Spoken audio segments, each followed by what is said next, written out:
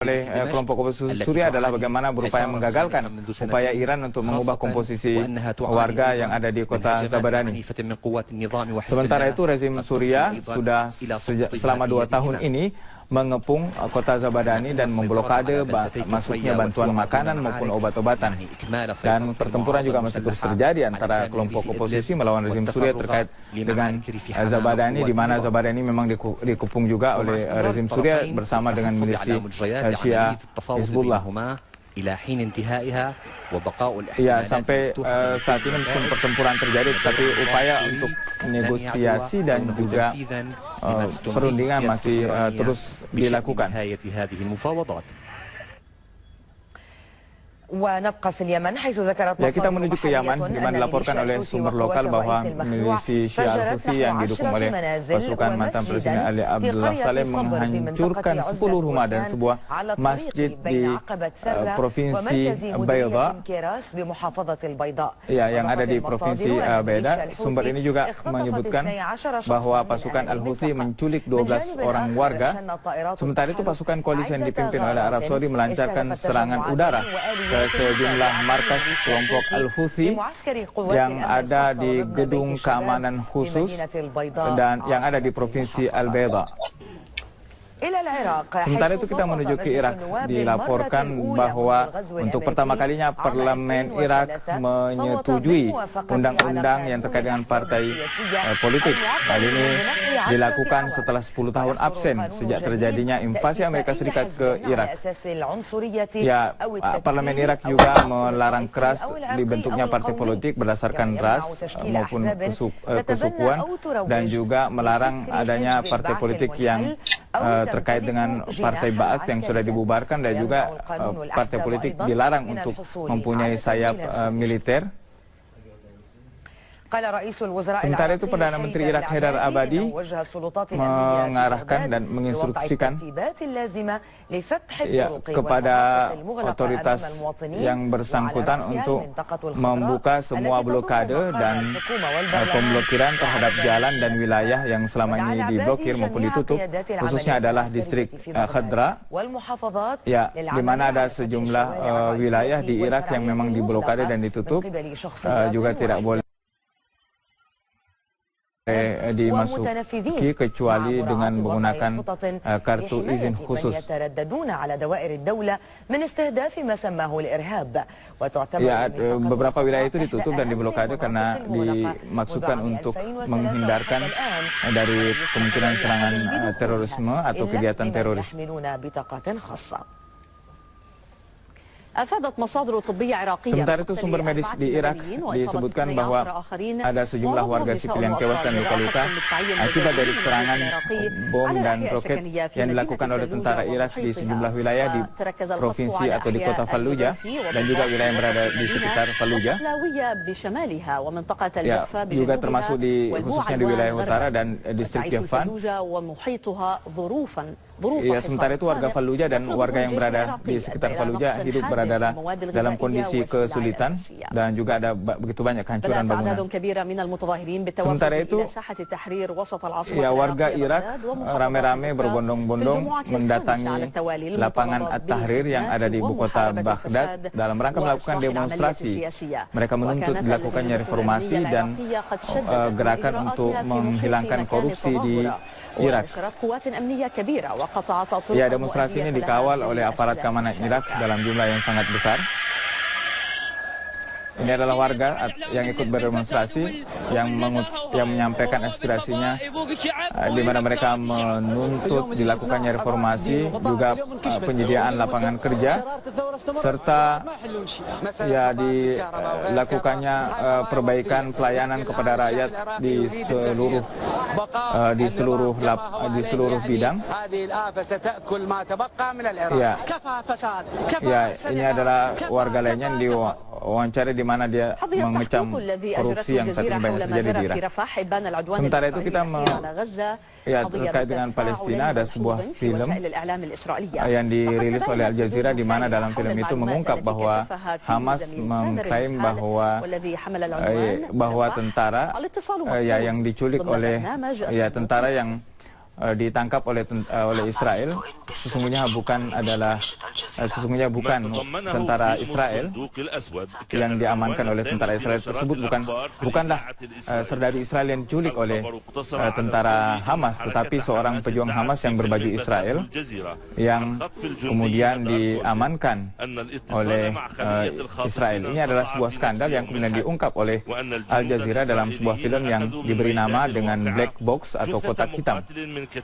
Ya, ini adalah sebuah karya investigasi yang dirilis oleh Al Jazeera dan saat ini sudah mendapat sambutan luas di media Israel dan bahkan ditampilkan dengan terjemahan berbahasa Ibrani.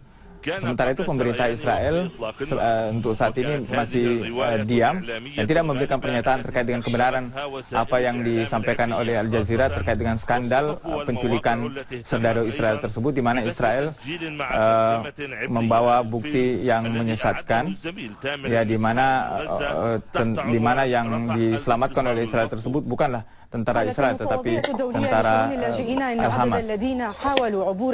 Kita sekarang terkait dengan atau akan mendengarkan laporan terkait dengan pengungsian warga Suriah ke berbagai wilayah dunia yang saat ini banyak dari mereka yang tewas. Di antaranya adalah di Libya, di mana ada 82 yang tewas dari berbagai mereka berasal dari berbagai bangsa, namun mayoritasnya berasal dari Suriah, dan ada 200 yang berhasil diselamatkan di wilayah perairan Libya.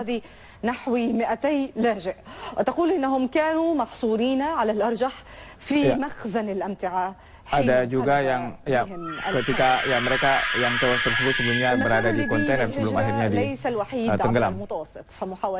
Ya, ada begitu banyak upaya para pengungsi untuk melakukan pengungsian. Ya, mayoritas mereka adalah warga Suriah, di mana mereka berupaya untuk mengungsi ke negara-negara barat melalui perbatasan Turki Suriah. Ya, sebagian melalui Yunan atau Yunani.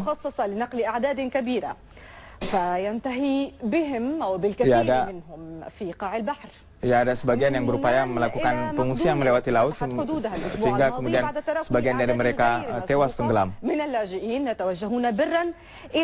Ada juga yang melakukan pengungsian melalui darat dan mereka terus berjalan, dan ada begitu banyak kesulitan yang mereka hadapi akibat dari perjalanan begitu panjang.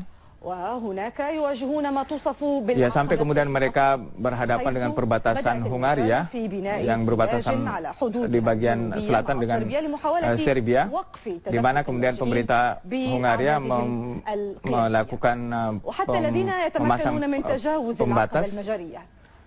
Dan meskipun ada yang selamat dari pembatas yang ditetapkan atau yang dipasang oleh pemerintah Hungaria tersebut, namun tidak semua juga dari mereka selamat. Yang terbaru adalah ada lebih dari 70 dari pengungsi Suriah tersebut yang kemudian tewas di dalam kontainer. Berikut laporannya. Ini adalah sebuah kontainer yang ditemukan di Austria, di sebuah jalan tol, di mana ada lebih dari 70 pengungsi yang tewas. Semuanya berwarga negara Suriah. Di antara mereka adalah anak-anak. Ini adalah kepala kepolisian setempat di Australia menyatakan bahwa ada 71 orang yang tewas, 8 diantaranya perempuan dan 4 anak-anak. 1 diantaranya adalah masih di bawah 2 tahun, masih menyusui. Ya, mereka membawa dokumen perjalanan Suriah. Ya, Samar Jukhandar, seorang ibu yang menjadi pengungsi Suriah yang ditemui di perbatasan Yunani Macedonia, menceritakan bagaimana penderitaan yang ia hadapi dalam perjalanannya untuk mengungsi dan menemukan tempat yang aman.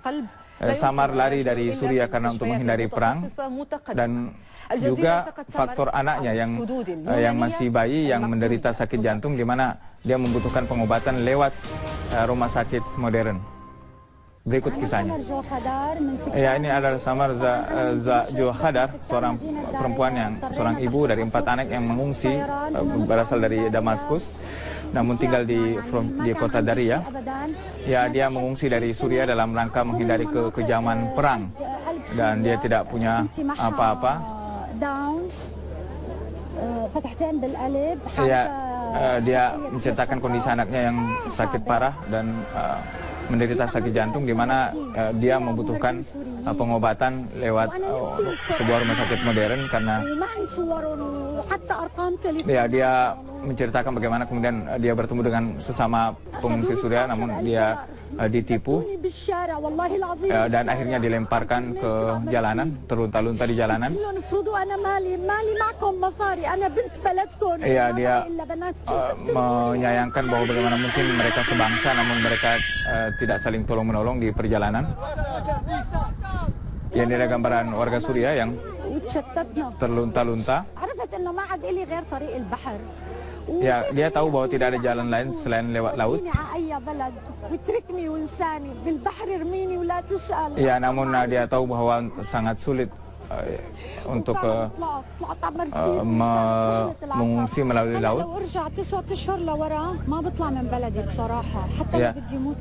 Ya, dia juga dia terpaksa mengungsi karena khawatir terhadap keselamatan dirinya dan juga anak-anaknya dari begitu banyak kekejaman yang terjadi di Suriah.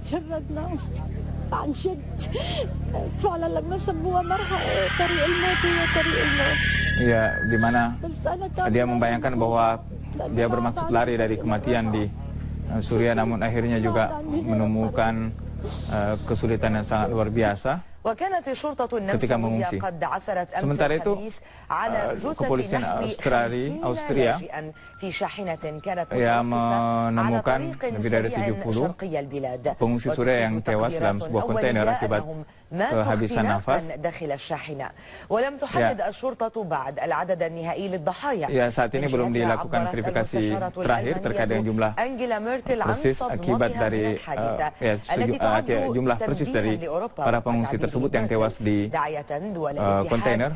Ya, sementara itu Kanselir Jerman Angela Merkel menyerukan kepada Uni Eropa agar semua pihak bekerja sama menemukan solusi bagi krisis pengungsi tersebut. Ya, ini adalah gambaran para pengungsi yang melakukan perjalanan laut, ya, di mana mereka hanyalah orang-orang yang berupaya lari dari situasi kacau dan keji yang terjadi di negerinya seperti Suriah. Ya, namun kemudian mereka kesulitan untuk menemukan tempat untuk selamat. Ya, mereka adalah gambaran dari orang-orang yang mencari kehidupan.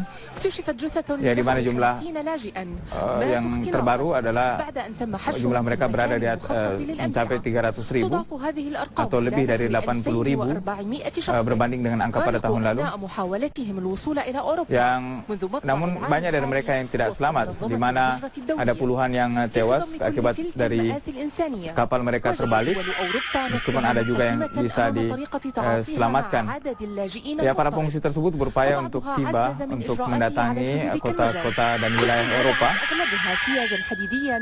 Ya, meskipun ada banyak rintangan yang mereka hadapi dan juga sebagai negara Eropa memasang pagar-pagar kawat berduri untuk menghalangi penyebaran para pengungsi tersebut. Ya, negara barat yang disebut dengan garis Balkan merupakan salah satu target yang menjadi sasaran para pengungsi untuk mereka lewati. Ya, hal ini telah mengusik ketenangan dan pikiran para pemimpin Eropa, kemudian sehingga mereka kemudian mengadakan sebuah rapat dan juga pernyataan pers. Ya, di mana diantaranya adalah Kanselir Jerman Angela Merkel menuntut agar bukan hanya sekedar penanganan terhadap pengungsi, tetapi juga bagaimana negara-negara Eropa juga memperhatikan akar persoalan, yaitu situasi kedamaian di negeri yang merupakan asal pengungsi tersebut. Ya, sehingga harus kita lakukan perlindungan terhadap para pengungsi dan orang-orang yang mencari kehidupan tersebut dengan cara yang terbaik.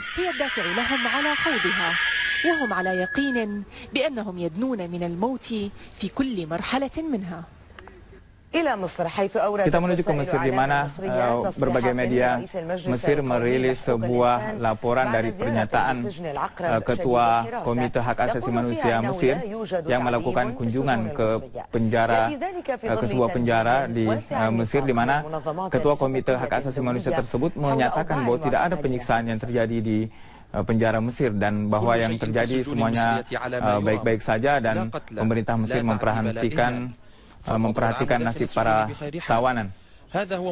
Ini adalah ringkasan dari apa yang disampaikan oleh Ketua Hak Asasi atau Dewan Hak Asasi Manusia Mesir yang ditunjuk oleh pemerintah Mesir dan melakukan penyelidikan dan kunjungan ke penjara Mesir. Hal ini bertentangan dengan apa yang disampaikan oleh berbagai lembaga hak asasi manusia dunia, di mana lembaga HAM internasional mengkritik terhadap ada begitu banyak penyiksaan yang terjadi di penjara Mesir dan sebagian bahkan berujung pada kematian. Para tawanan yang sebagian adalah merupakan tokoh Ikhwanul Muslimin menolak untuk bertemu dengan Komite Hak Asasi Manusia Mesir karena merupakan bentukan pemerintah, dan juga mereka tidak mengakui keabsahan pemerintah yang saat ini dipimpin oleh Abdul Fattah Sisi karena merupakan suatu pemerintahan kudeta. Dan memang objektivitas dari komite ini diragukan karena mereka dibentuk oleh pemerintah, dan hal ini bertentangan dengan UU Paris, kesepakatan di Paris, di mana lembaga hak asasi manusia semestinya dibentuk secara independen.